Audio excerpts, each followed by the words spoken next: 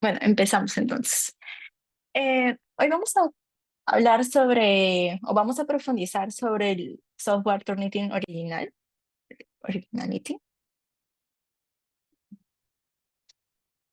Ok.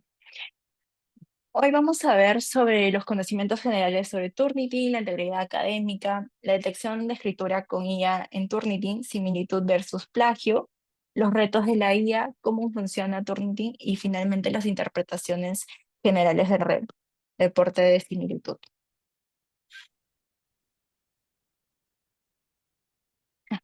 El objetivo de esta sesión Mm, es desarrollar competencias avanzadas en el uso de Turnitin para mejorar la calidad académica, fomentar prácticas éticas en la producción de textos. Primero, los conocimientos generales de Turnitin. Tenemos dos objetivos importantes: abordar las nuevas tendencias de malas conductas, es decir, verificar las formas de malas conductas, de la similitud de textos, el uso de sinónimos hasta la escritura con inteligencia artificial y la paráfrasis con IA. El segundo objetivo es ayudar a los estudiantes a lograr una escritura de alta calidad. Los estudiantes pueden recibir retroalimentación formativa en tiempo real a medida que trabajan acerca de las posibles similitudes del texto identificadas, como los errores de gramática, los problemas de citación, lo que permite hacer correcciones antes de la entrega final. Al nosotros a subir el documento al Turnitin y pasar luego por un reporte de similitud, nos puede dar una cantidad de porcentajes de similitudes que hayan sido citadas por los estudiantes, o a veces puede haber errores de problema de citación que podemos evitar en esta práctica utilizando el software. Pero para ello tenemos que tener claro sobre el tema de la integridad académica. Según Snomsor y Quadery, habla de que la integridad es crucial cuando se considera la sostenibilidad de la investigación a largo plazo. Cada publicación referencia a trabajo previo construido con base de ideas previas, desafía creencias existentes y posiciona su contribución en un contexto más amplio.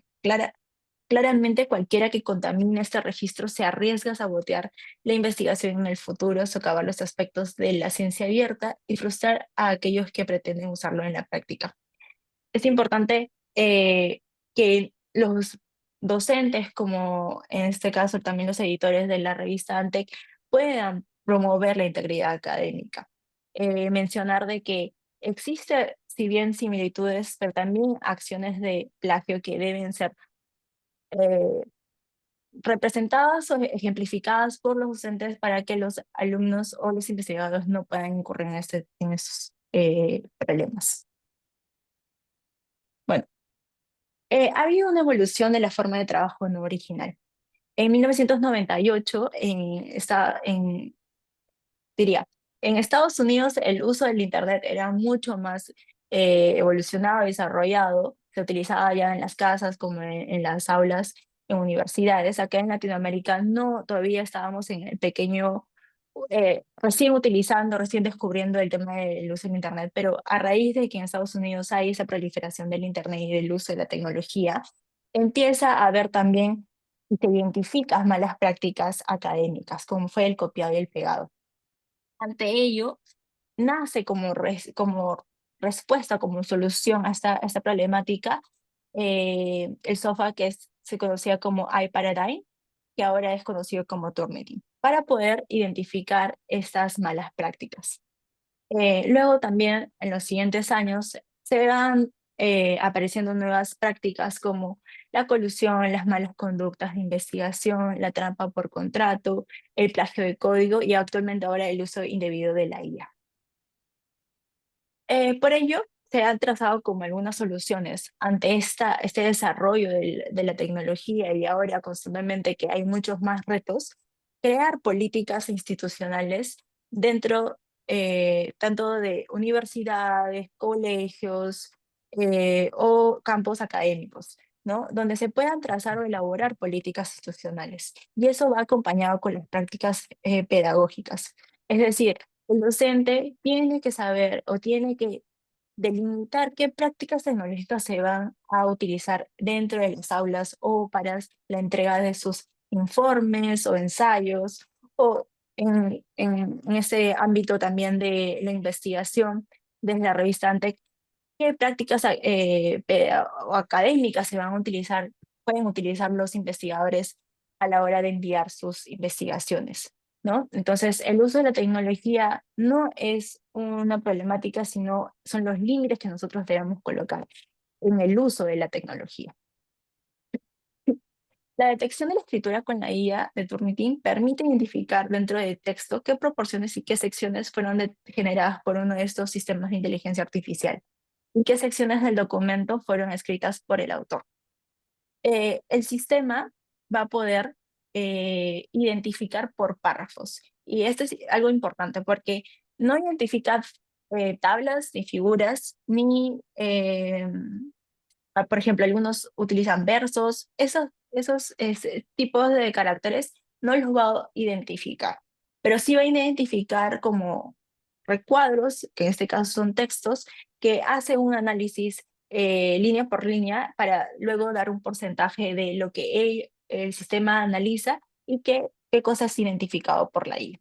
Entonces, en esta sección nos van a dar un porcentaje que puede haber utilizado el investigador o el alumno para utilizar la IA, eh, el uso de la IA, pero nosotros aún, Turnitin no desarrolla todavía, está en un proceso de poder desarrollar y poder también adquirir IA dentro de su plataforma o su software para poder identificar si ha sido para corrección de estilos, si ha sido por traducción o simplemente realmente ha generado todo el texto con la inteligencia artificial. Entonces, pero es importante poder diferenciar plagio, disimilitud versus plagio.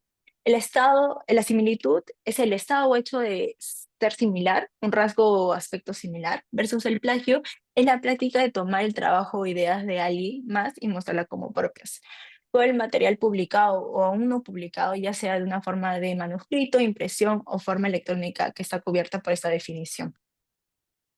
Entonces, la similitud, cuando vamos a entrar al software de Turnitin y subimos el texto, nos va a entregar unos porcentajes de similitud en diferentes colores. En un ratito vamos a entrar a la plataforma para identificarlo, pero más o menos es así el ejemplo. Nos presenta líneas, párrafos o oraciones con un porcentaje al lado de la similitud de algún repositorio o base de datos de donde lo ha identificado. El plagio también de alguna forma nos lo coloca, pero tenemos que ser muy acá hincapié en esto. Turnitin no identifica plagio, identifica similitud. Nosotros somos los que vamos a identificar si ha habido algún tema de plagio, si ha habido un problema de citado, o simplemente han utilizado, por ejemplo, estas banderitas rojas que son omisión de texto o cambio de caracteres, que igual la plataforma lo identifica para poder ocultar información del texto.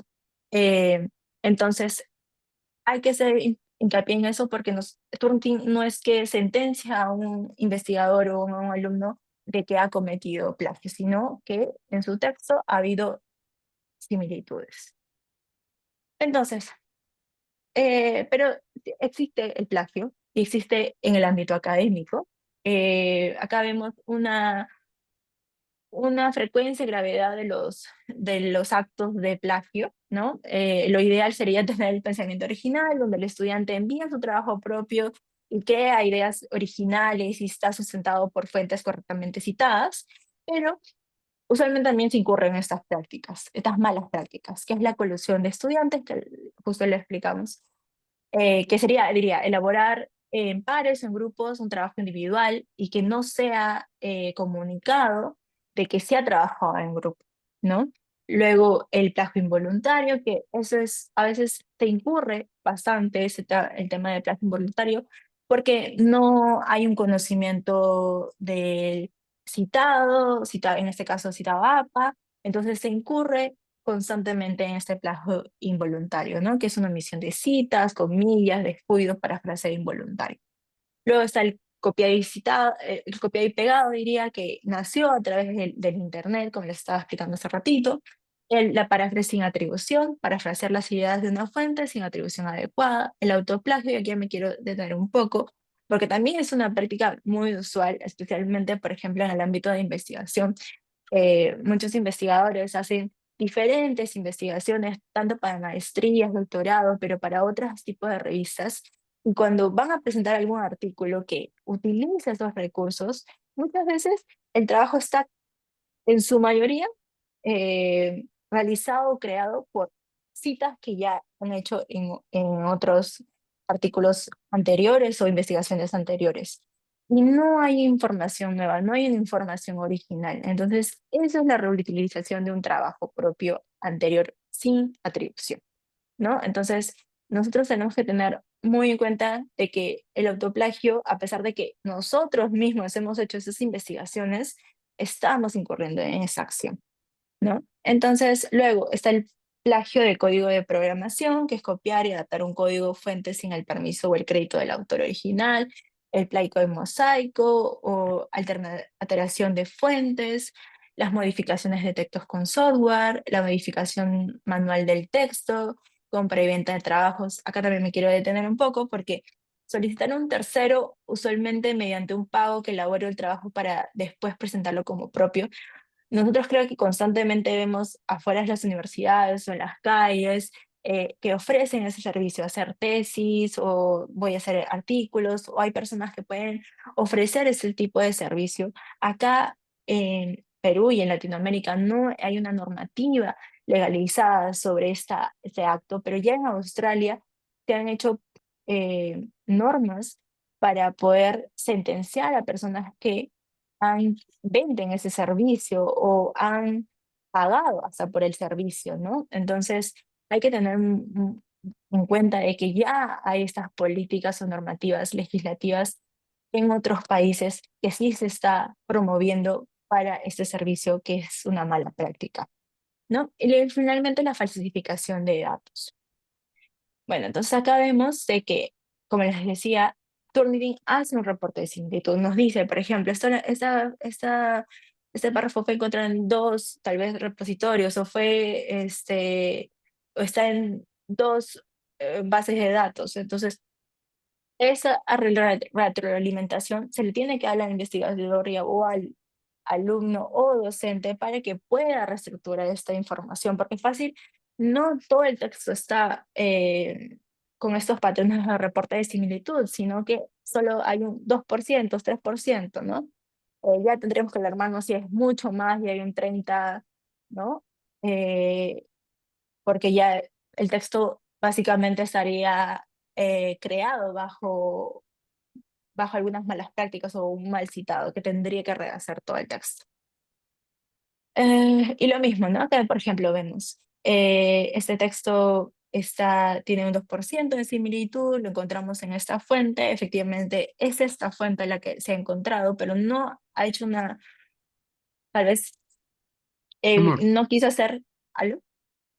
no, Ah, voy a, creo que voy a tomar un carro, pero nos han citado ahorita una charla sobre Turnitin que lo está dando Jocelyn sí, y le me estoy hablando. mandaron a las 11 de la mañana, que empezaba a las 11 y ya son 11:25, por eso no he salido. Sí, Maestro, y a las 12 tenemos junta de la revista. Yo pensaba ir y volver, pero iré después. Voy a maestro, hacer corta la junta sí en lo realidad. Sí, solo para ver el estado de avance, ¿eh? Y Maestro sí lo Aurelio, ¿cómo está? puedo, Disculpe, ya, su micrófono está abierto. sí, creo que no nos está escuchando. Ya, bueno, continuamos. Entonces, disculpen. Vemos este párrafo que se ha utilizado en otras bases de datos o repositorios, entonces lo que tienen que hacer es parafrasear todo este texto o generar un buen citado, ¿no? Al final la investigadora lo hizo y estaba bien. Entonces, lo que le estaba hablando un poco de las alertas o de las banderitas rojas, diría que son marcas de alertas para una revisión. Muchas veces hay un texto oculto que algunos alumnos eh, colorean en blanco para que supuestamente el software no se identifique, pero al final sí lo hace, ¿no? Y también los caracteres reemplazados, que son caracteres tal vez de otro tipo de alfabetos o otro tipo de idioma que igual a veces hay esa copia y pega y también los identifica. Entonces hay que avisarles a los investigadores o alumnos. Finalmente, los retos de la guía. En este último análisis que se ha hecho de la Universidad Oxford University Press, sostiene que el 76% de los investigadores, y acá estoy hablando en el ámbito de investigación neto, utilizan este tipo de herramientas de la guía en sus investigaciones, ¿no?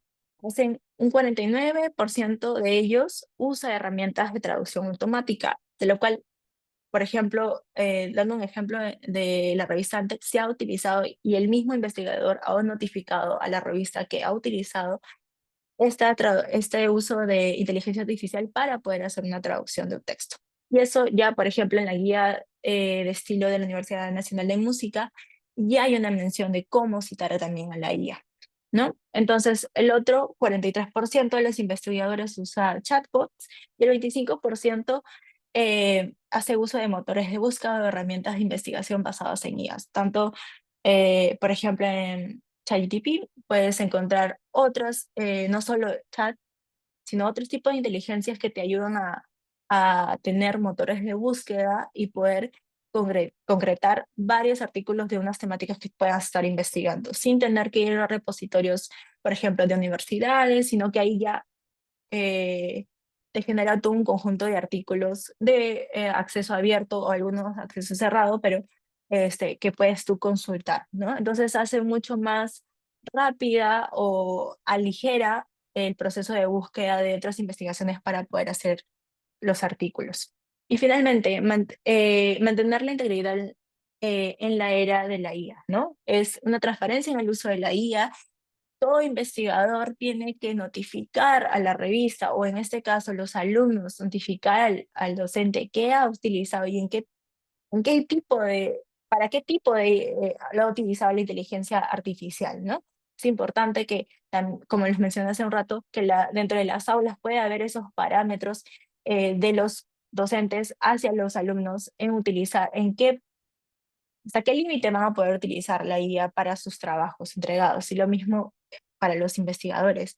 Tener políticas claras de autoría, también políticas claras institucionales de cómo se va a utilizar esta inteligencia artificial, mejorar en la revisión por pares. Eso nos ayuda, por ejemplo, en el ámbito de investigación, es que nosotros, el comité editorial, primero hace la primera aproximación de la investigación, revisa, pasa por Turnitin y Turnitin tal vez no lo identifica porque hay también falsos positivos, pero una visión, una tercera visión nos ayuda a nosotros a poder identificar si hay el uso de esta inteligencia artificial, si hay incongruencias, si hay que profundizar más sobre un tema.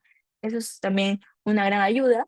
Y finalmente la detección de la IA más la tecnología de la integridad, que al fin y al cabo tenemos que seguir promoviendo para poder eh, avanzar, porque si no nos vamos a quedar en la época antigua, ¿no? Entonces, no. Y luego, bueno, ahora les enseño cómo es el uso de... eh, nosotros entramos acá a la plataforma, ponemos iniciar, podemos crear carpetas, donde dice agregar carpetas. Yo ya tengo algunas carpetas agregadas. Y donde dice cargar, nosotros hacemos clic, podemos subir el documento y le podemos colocar el título, el nombre de la persona, nombre y apellido de quien ha sido el que ha enviado. Entonces yo ya tengo una lista de documentos, ¿no? Entonces así me va a aparecer en la plataforma cuando tenga un tema tal vez de uso de IA con falso positivo, con un asterisco, ¿no? Tal vez dentro de todo lo que he analizado, hay un 20% que todavía no está la plataforma tan segura de que ha sido uso o no uso de la IA, entonces hay que consultar. Pero, por ejemplo, acá tengo un 74% de uso de IA. Entonces lo abrimos y donde entramos acá ven como tengo todo este desglose, la entrega por párrafos que están utilizando inteligencia artificial. Entonces yo tengo que hacer la consulta al investigador si ha utilizado esta inteligencia artificial para la corrección de estilo, para tal vez la traducción.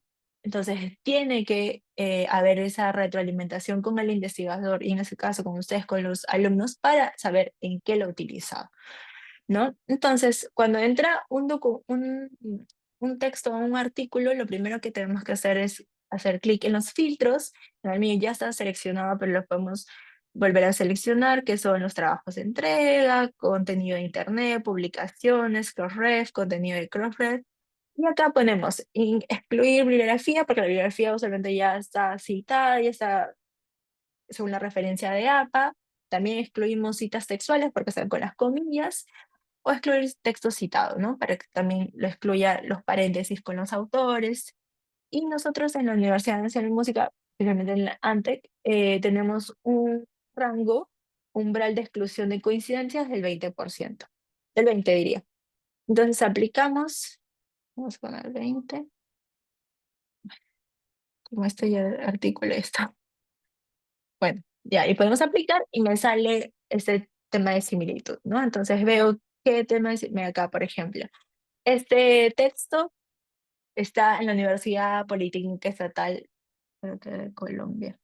Entonces, yo le informo, le envío el reporte de similitud al investigador para que pueda subsanar y realizar este nuevo citado, ¿no? Entonces, pero también hay similitudes a veces de palabras, de instituciones públicas o privadas que ya son comunes y que Turnitin los identifica, y esas cosas hay que nosotros como las personas que vamos a analizar el reporte tener que omitirlas, ¿no? Y saber tener ese análisis crítico de qué cosas realmente está incurriendo el investigador o el estudiante y qué cosas simplemente son palabras similares. No, entonces acá lo mismo, tendría que corregir el citado para que el artículo dé un 0% de similitud. Entonces, bueno, eso es básicamente cómo se utiliza la plataforma. No sé si tienen algunas dudas más. Dejo de compartir ya.